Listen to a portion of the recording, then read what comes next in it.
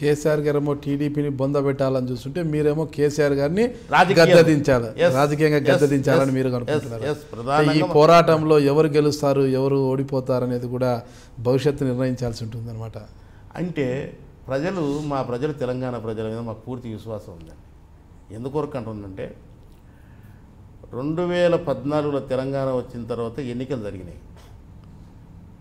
ఒక minority seat అంటే మన ఎంఐఎం పార్టీ వాళ్ళు ఎన్నికలలో పోటీ చేసి వాళ్ళు ఉన్నకాని సీట్ల కాడికి గెలుచుకున్నారు. వాళ్ళు తెలంగాణను వ్యతిరేకించారు, తెలంగాణ వద్దన్నారు వాళ్ళు. ఎందుకంటే వాళ్ళు వద్దన్నా అవునన్నా కావాలన్నా కూడా వాళ్ళకు వచ్చేది అంతే. వాళ్ళని వదిలేస్తే ఒక 100 సీట్లు, 100 సీట్లు 99 సీట్లు నీవు గెలవాలా, 90 సీట్లు గెలవాలా. నీవు నిజంగా తెలంగాణ తెచ్చిన వ్యక్తిగా తెలంగాణ ప్రజలు నీకు ఆ పట్టం కట్టాలి. కానీ కట్టారా? కట్టలే. నీకు కట్టింది 63%. 63 మంది ఎమ్మెల్యేలనే నీకు గెలిపించింది. అంటే తెలుగుదేశం పార్టీ 15 సీట్లు గెలిచింది, బీజేపీ పార్టీ 6 సీట్లు గెలిచింది. ఈరోజు మా ఓటు బ్యాంకు మాకు నిలబడింది. అదే సమయంలో 40-50 సీట్లలో మేము బార్డర్లో ఓడిపోయినాం. అంటే నీవు ఏదెవరినైతే బొంద పెట్టాలనుకున్నావో అది సాధ్యం కాలే. ప్రజలు మళ్ళీ వాళ్ళ పార్టీలోకి ఓట్లు వేసిండ్రు కనుకనే తెలుగుదేశానికి 15 వచ్చినాయి. మేము బార్డర్లో 20 సీట్లు పోయినాం. అంటే మా బలం అట్నే ఉందని కేసీఆర్ గమనించండు. కనుక ఈ తెలుగుదేశం పార్టీని మాత్రం మనం ఉండనీయొద్దు. కారణం ఏంటంటే ఇది బడుగు బలహీన వర్గాల పార్టీ, ఇది పేదవాడికి సంబంధించుకున్న పార్టీ ఇది. కనుక ఈ పార్టీని కూకటి వేళ్లతోనే పీకాలంటే ఆంధ్ర పార్టీ అని ముద్ర దీని మీద పెట్టాలి, బలంగా పెట్టి ఆ పార్టీలో ఉన్న వాళ్ళని కొనాలని చెప్పేసి అని ఎర్రవెల్లి దయాకర్ రావును మొట్టమొదట పిలిపించుకున్నాడు. ఆ కథ పెట్టిండు. కోవట్టుగా ఎర్రవెల్లి దయాకర్ రావు పనిచేసిండు. ఆ కోవట్లో ఆపరేషన్లో భాగంగానే వీళ్ళందరూ మొత్తం తలసాని శ్రీనివాస్ యాదవ్, ఈ సోకాల్డ్ బ్యాచ్ అంతా మొత్తం 12 మంది పోయినారు. లాస్ట్ ఎర్రవెల్లి దయాకర్ రావు అందరినీ పంపించేసి లాస్ట్లో పోయిన ఎర్రవెల్లి దయాకర్ రావు. అంటే అందరూ పంపించేసి ఇంక మిగిలినోడు ఎవడొస్తలేడుగా అని చెప్పేసి ఆ రానోళ్ళ మీద కేసీఆర్ గారు కక్ష కట్టి ఇతని మీద ఓటుకు నోటు కేసు పెట్టాడు.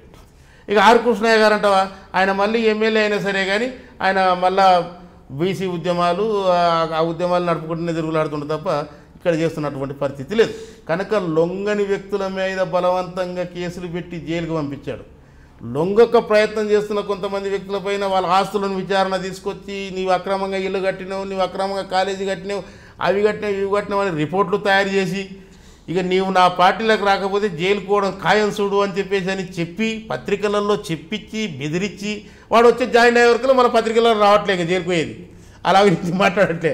అంతెందుకండి, గోపీనాథ్ గారు ఉన్నారు కదా మా జూబ్లీస్ ఎమ్మెల్యే, ఆయన ఇక ఓతడు జైలుకి అని అన్నారు. ఇంకా లిస్టు 3వ లిస్టు మనది గోపీనాథ్దే అన్నారు. పత్రికలో వచ్చింది వెంటనే గోపీనాథ్ గారు మూడమూల చదువుకొని పోయాడు. మళ్ళీ రోజు మళ్ళీ గోపీనాథ్ గారి మీద కేసు ఎక్కడ పోయిందో అది ఏమైందో. అంటే ఇటువంటి పరిస్థితులు అంటే భయపెడతాడు కేసీఆర్. లొంగలేదనుకో ఆశ పెడతాడు, లొంగలేదనుకో అన్ని కేసులలో వెతుకుతాడు. చిన్నది స్పెసిఫిక్గా అన్ని వెతికేసి కుప్పగట్టి ఇక నీ పని అయింది నేను పంపిస్తున్న లోపలికి అని వ్యక్తిగతమైన కక్షలన్నింటి మొదలుపెట్టి 12 మందిని కొన్నాడు. అదే రకంగా కాంగ్రెస్ పార్టీ నుంచి కొన్నాడు. ఈ రకంగా చేసి చివరికి 90% 90 దాకా పోయాడు. అంటే 63 ఉన్నోడివి ఈరోజు ఆ రేంజ్ దాకా వెళ్ళావు. ఆ పరిస్థితిని కమ్యూనిస్టుని కొంటివి, కాంగ్రెస్ వాళ్ళు కొట్టి, తెలుగుదేశం వాళ్ళు కొట్టి అందరినీ కొని ఈరోజు బకాసురులాగా తయారయ్యి మొత్తం తెలంగాణ ప్రజల్ని కూడా మింగేస్తా నేను హాయిగా మళ్ళీ నిద్రపోతాను కుంభకానం లేక 6 నెలలు మేల్కొని అందరినీ మింగుతాను మళ్ళీ 6 నెలలు నిద్రపోతానంటే మేము నిద్రపోనీయం బాబు, దండోరం నీ చెవులకాడ మోగుతుంది, ఈటలతో ఓడుస్తావు, నేను ఖచ్చితంగా తెలంగాణలో 2019లో నేను అంతం పొందిస్తాం అనేది మా లక్ష్యం సార్. ఇంత సుదీర్ఘమైన ఆలోచనతోనే మేము ప్రయాణం చేస్తున్నాం. అంతే రాజకీయ అధికారం కోసం అయితే మేము కేసీఆర్తో రేవంత్ రెడ్డి గారు ఎప్పుడే పోతారు సార్. నేను దాంట్లో ఉన్నోన్నే, నేను టీఆర్ఎస్లో ఉన్నోన్నే, రారాబాబు ఎందుకు ఊరికే మాట్లాడుతున్నాం అని చెప్పేసి నాకు అవకాశాలు ఇవ్వడా కేసీఆర్? నేను పోతే మాకు అది కాదు కావాల్సింది.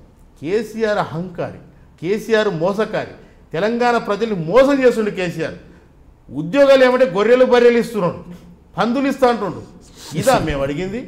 డబుల్ బెడ్రూమ్ అన్నాడు. ఇక్కడ ఉన్నవేం సంగతి అంటే ఈరోజు తెలంగాణ నిరుద్యోగుల పరిస్థితి ఎట్టుంది సార్ అంటే గొర్రెలు బర్రెలు పందులు చేపలు అంటే ఇవి ఆ రోజులల్లా ఈ కులవృత్తులు బాగా నడిచేటివి, పరిగణలో ఉండేటివి. కళ్ళు అమ్ముకొని ఈడిగోళ్ళు, మాదిగోడు చెప్పులు కుట్టాలి, తెలుగోడు చేపలు పట్టాలి, కుమ్మరుడు కుండం చేయాలి, దొరగాడు రాజ్యం వేయాలి. అర్థమైందా సార్? ఇప్పుడు మా అందరికి పనులని మళ్ళీ మేము మర్చిపోయిన వాళ్ళ ఓపెన్ చేసి మాకు ఇచ్చి ఆయన రాజ్యం వేలే కథలో ఉన్నాడు కేసీఆర్. కనుకనే చాలా దుర్మార్గుడు, ఈ దుర్మార్గుని గద్దె దించాలా మనం అని చెప్పేసి అని సెంటిమెంట్. కులవృత్తి అంటే సెంటిమెంట్ అండి. కులవృత్తి బతుకుతుంది కాదు, తిండి పెడతా తర్వాత విషయం. కానీ ఆ కులవృత్తి పేరుతో మమ్మల్ని మైమరిపించ చేస్తున్నాడు. ఎక్కడి గొర్రెలో తీసుకొస్తే ఈరోజు అది ఎక్కడి గొర్రెలో ఏం సంగతో మగపిల్లలు పుట్టినట్టు పుడుతున్నారు. దాన్ని ఈ మధ్యన ఒకటి చూశాను నేను. అంటే వింత జంతువులు కూడా వింత ఆలోచనలు ఉన్న వ్యక్తికి వింత జంతువులు కూడా పుడుతున్న పరిస్థితులు గొర్రెలకు కనపడుతుంది. కనుక ఈ వింత చేస్తానున్న ఈ వ్యక్తిని ఖచ్చితంగా మళ్ళీ గద్దె దించాలి మనం. ఆ రోజు గ్రామాల నుంచి తరిమినాం, ఇప్పుడు ఇంక రాష్ట్ర అధికారం నుంచి అతని తరమాలే. తెలంగాణ ప్రజలకు అదే మేము శివుకు ఊరు గూడెం పోయి చెప్తాం, ఈ విషయాన్ని చెప్తాం, అతనికి గద్దె దించుతాం.